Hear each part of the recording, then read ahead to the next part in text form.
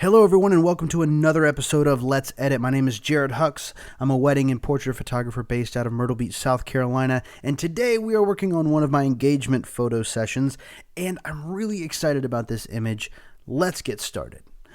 This beautiful couple is Andrew and Katie, and I really enjoyed doing their wedding and their engagement session. Their engagement session was taking place at Myrtle Beach State Park, and it happened to rain at the end of the session, so we had to use an umbrella. And of course, being a photographer, the only umbrella I had in my bag happened to be a photographic one. So I had them hold it, and then I was like, I got this idea. So I had them take a flash, put it behind them, shoot up into the umbrella, which then softly fell down into their faces. So we have a lot of bright light in a very dark place, and we're going to make sure that that is emphasized in this image. First, I'm going to just go ahead and start with Kodak Portra 160. This is just one of my favorites. It adds a little bit of green to the shadows, definitely makes the highlights work for the better. And now we're just going to tweak a little bit and then make sure that this background is as black as it can be. And that way everything is really contrasty, which is really the way I wanted to use this to begin with. Okay, as I'm working on this, I'm just going to tell you a funny little story.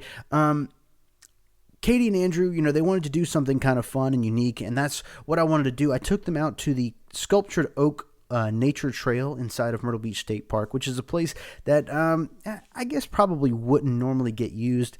It's kind of overgrown. It's not very pretty, but I saw a nice way of being able to use it, and that's where we went. Now, I took my GoPro because I wanted to get a little bit of video into the trees, and that I could put it up into the tree and then record me working. And I left it in the tree. I completely forgot about it.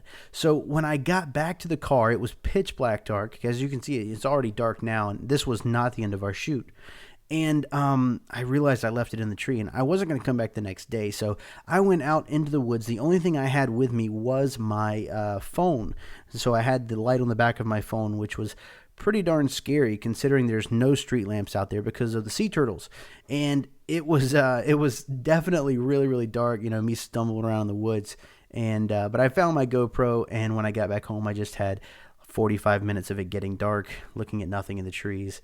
But now that I've got them exactly how I want them, I feel like this is really balanced. I mean, it's a very hard light source, so I know that they're going to be blown highlights, but I don't think this is overdone. I think this is a very nice, especially if we can get the background dark. So that's where we're going to start. Before bringing the adjustment brush in, I think what I'm going to do is I'm going to start with a radial filter. I'm just going to put a radial filter around them.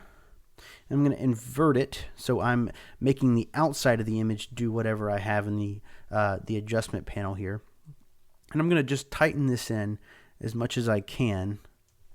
And then I'm going to make sure that the feather isn't really affecting them too much. Now, I wish it was a little thinner. So what I'm going to do is I'm just going to bring this up a little bit.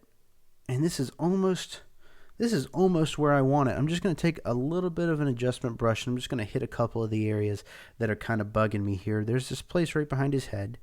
Okay. And I just want that as dark as the vignette I have. Okay, so I feel like that's doing a pretty good job. We're just going to hit a few places right above the umbrella. Okay, and that's pretty good. And there's a place right here behind her head. Good. Very, very simple. This is one of my favorite images that I took last year. I ended up using this on one of my business cards, and everybody's been really, really receptive to the image. I think it's done extremely well. They were really happy with it, and I'm just stoked that I was able to get this and had the idea. Now that I've done this, I see like 400,000 images that are like this. And I know that's an exaggeration, but still, there are a ton. Ryan Brenizer did one like a week after I did, so mine made absolutely no traction whatsoever except for to me. And I don't really care because I enjoyed this image. I enjoyed taking it. It helped me in my creative process, and this was definitely the beginning of a new start for me. And I'm very happy with it. So I'm just going to go ahead and bring my crop in a bit. That way I can make them a little larger in the frame and worry less about the background. And I'm done. We're just going to see where sharpening is. We're going to go ahead and see. I mean, I know this was shot at ISO 3200.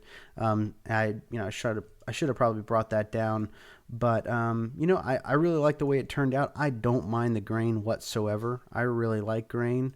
So it's it's just a personal preference for everybody. But I'm very happy with the way this turned out. I think the low light worked well. And this is a good image. Come on, zoom out. There we go. Okay. So if you'd like to see more of my work, please do check out my website, which is listed in the description below. Also, you can check out all the other nice videos that I have out. Make sure to subscribe to the channel, and make sure to not subscribe, but follow me socially. I have all my Instagram, Twitter, and Facebook stuff in the description below as well. And I'm just looking forward to putting more of this stuff out. Please comment in the description below. That way I can let you know. That way you can let me know what you like and dislike and something maybe that you'd like to see more of in the future. Thanks so much for watching, guys. See you next time.